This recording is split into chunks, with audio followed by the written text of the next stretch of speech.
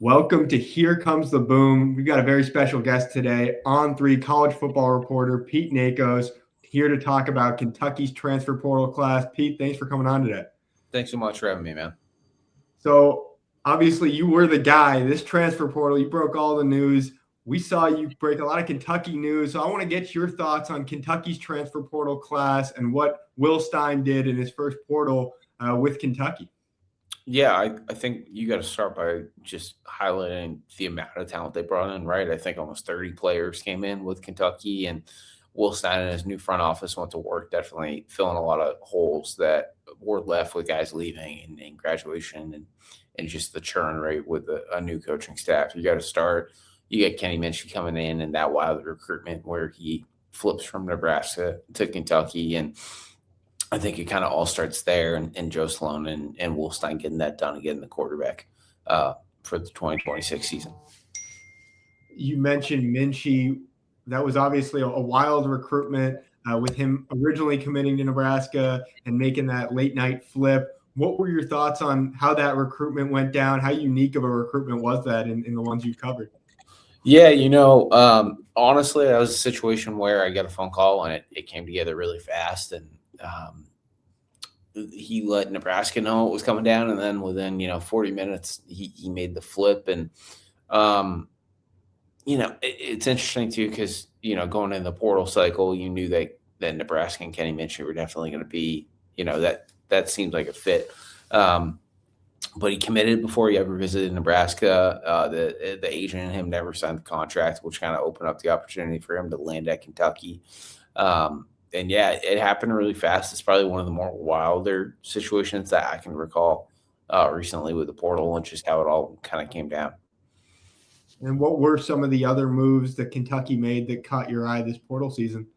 Yeah, they pick up C.J. Baxter, a talented running back from Texas, who Indiana was also, showing interest in. You got Tegra Tishabola, the Ohio State offensive tackle, who was definitely a role player, a contributor at Ohio State. So you got to like that pickup for Kentucky.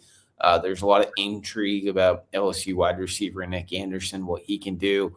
He's obviously coming off an injury, but he also has some familiarity with what Joe Sloan and Will Stein are going to want to do.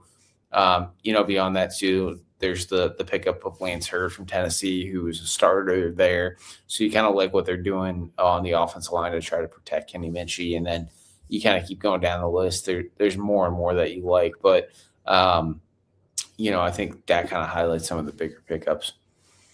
Talking about Will Stein, he still hasn't coached his first game as a head coach, but coming from Oregon, now he's built this transfer class.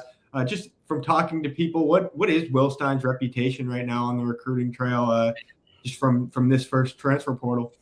Yeah, to put it simply, he's killing it. He's doing a hell of a job getting this roster together. Now, he's hitting the road high school wise, but I think there's a lot of people impressed right now across the country about what he was able to do in the portal.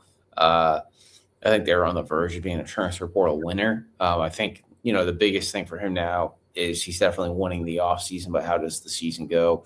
How's the roster come together? Is it as good that we think it could be on paper with these portal additions? Going off of that, what are the things that you'll be watching for moving forward when it comes to Kentucky? Yeah. I know that there's a lot of intrigue around Kenny Minchey, but I think there's also plenty of an unknown about Kenny Minchey and how he's going to play in a real SEC game. So that's one thing I want to know. I want to know if this offensive line can protect him.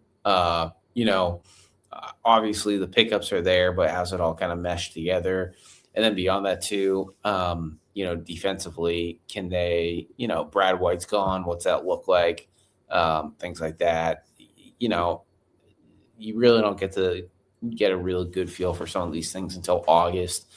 Spring ball is a good chance to start to see the players all together and stuff like that. But you really won't know a lot of these answers until August. Well, Pete, thank you so much for coming on. It's been a pleasure following your work. You've been crushing it over on the portal. So be sure to go follow Pete's work over on On3 and on all that social media. So, Pete, thank you again. Yep. Thanks, Jacob.